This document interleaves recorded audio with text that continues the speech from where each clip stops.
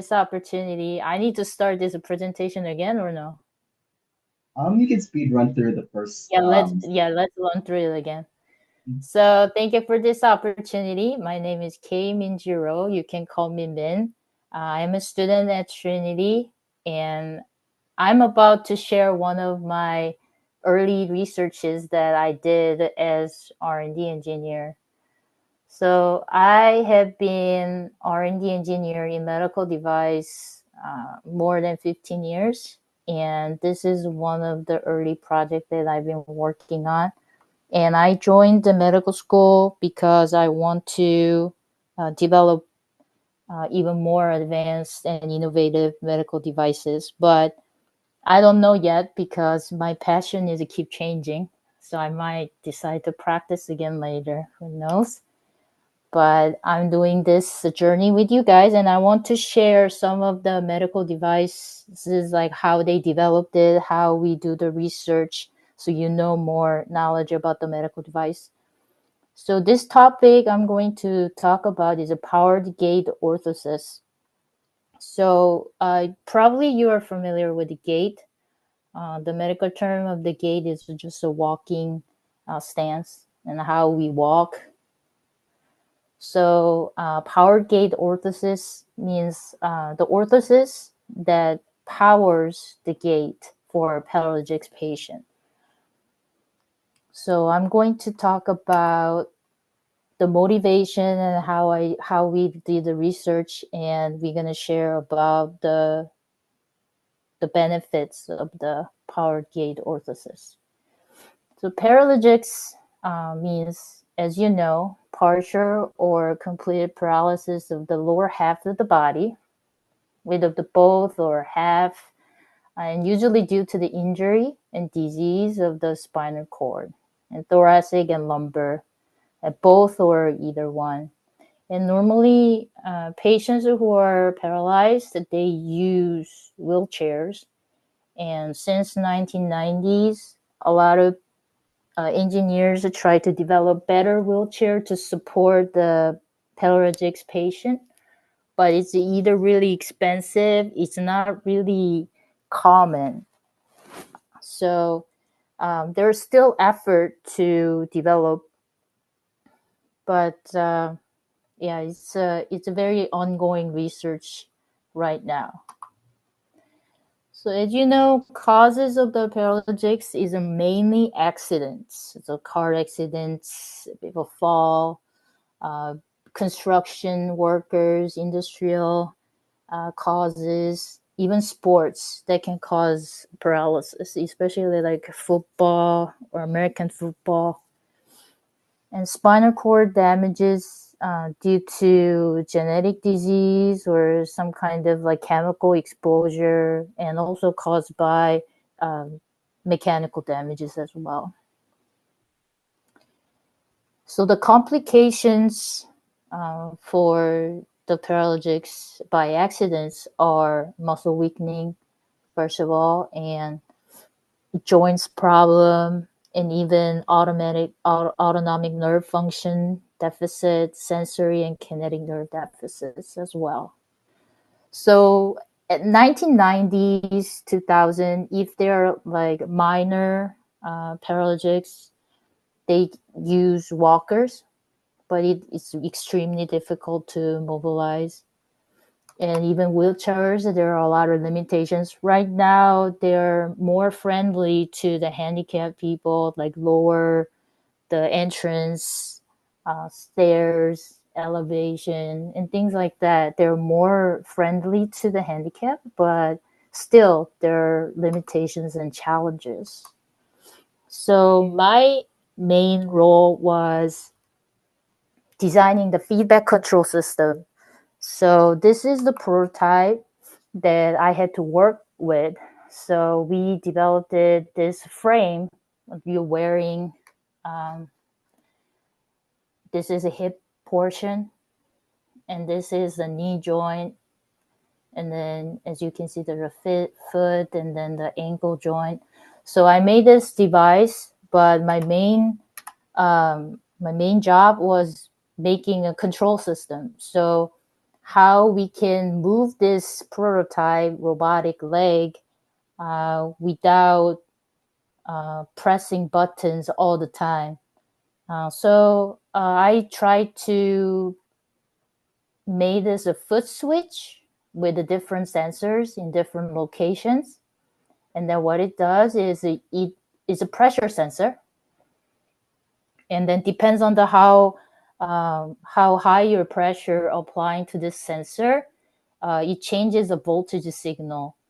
So the electric signal is like processing at the power gate orthosis, and then it gives the visual feedback, and the EMG sensor detect the muscle signal, and then it goes back to process. So it's a kind of like a coupling with your visual feedback and muscle, and then by the pressure sensor. So we call it FR sensor system as a fuzzy set.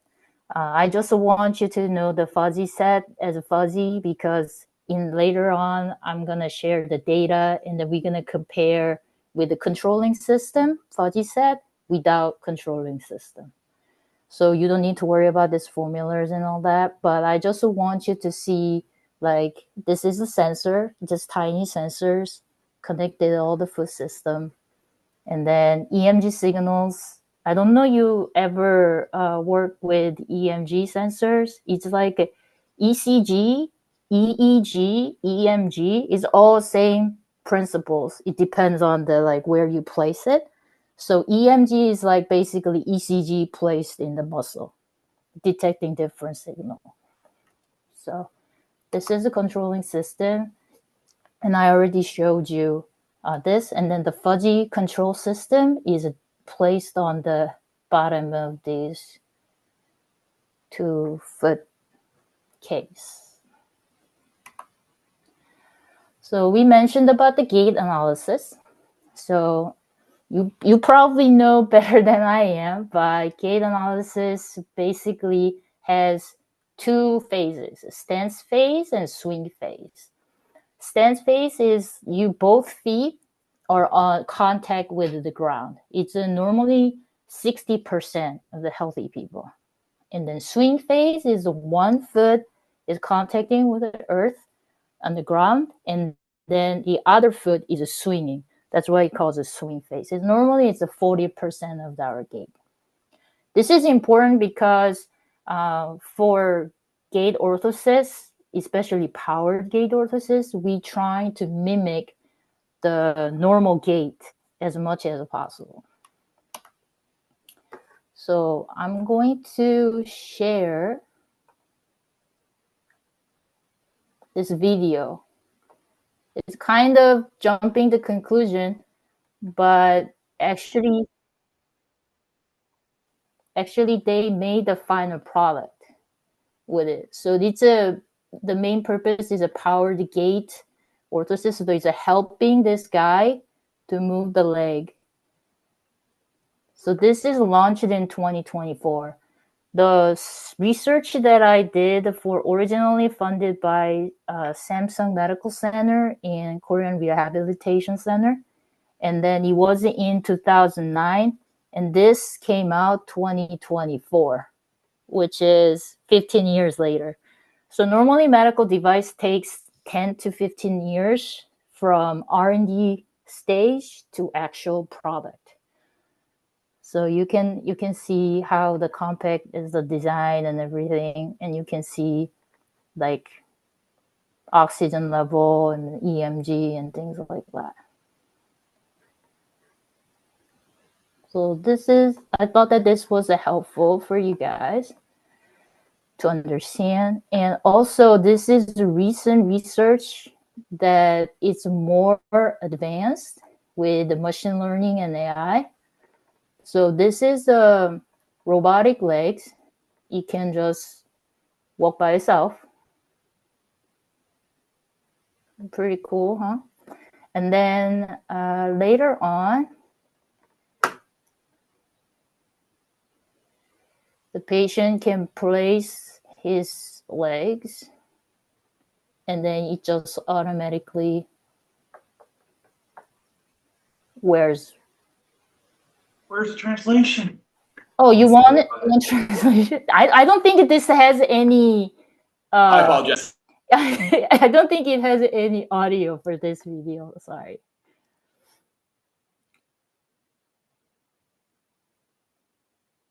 And then it stands up by itself. And then you can just walk. And the patient still needs to place his foot and legs into the robotic legs. But I thought that it was a pretty cool in advance. Now it's artificial intelligence and machine learning. They can actually learn patients' gait, how they stand, how they swing, and then they try to modify it. So I thought that was very innovative. So you can actually work with the patient and that kind of device in the future. So that's pretty exciting. So from my research, what I noticed it was with the power gait orthosis, you actually help patients to mimic their gait, right? Then without control, they cannot have any similar to normal gait at all. So this is a subject. This is the green is the normal. This is a subject with the power gait orthosis with the control system. So this is a pretty promising data that power gait orthosis will help the patient for their gait. And powered gait orthosis will provide a much better knee flexion and extension angle for the paraplegic patient.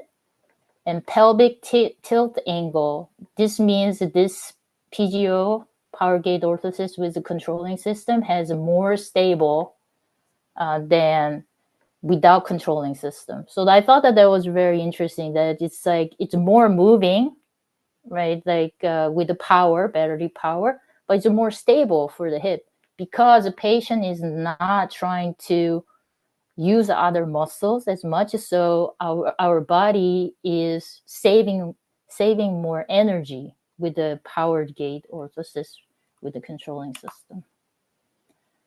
So I mentioned about the gait. 60% of the gait is a stance phase and the 40% is a swing phase.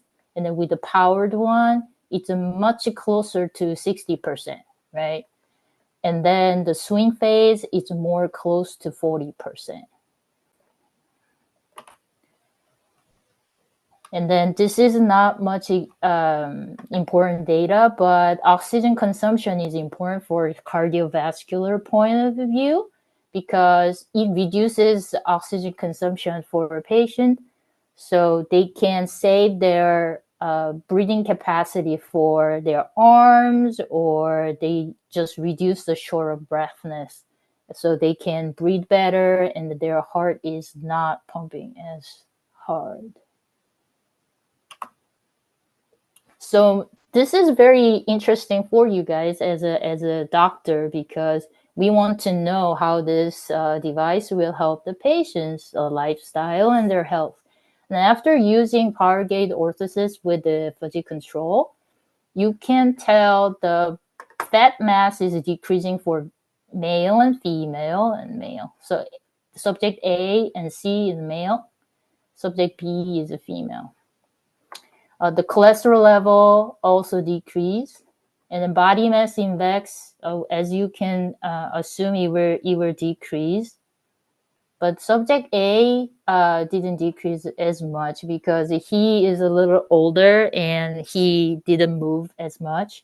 But as long as you're trying to be active with the power gait orthosis, you can tell the body mass index decrease and it helped the cholesterol level.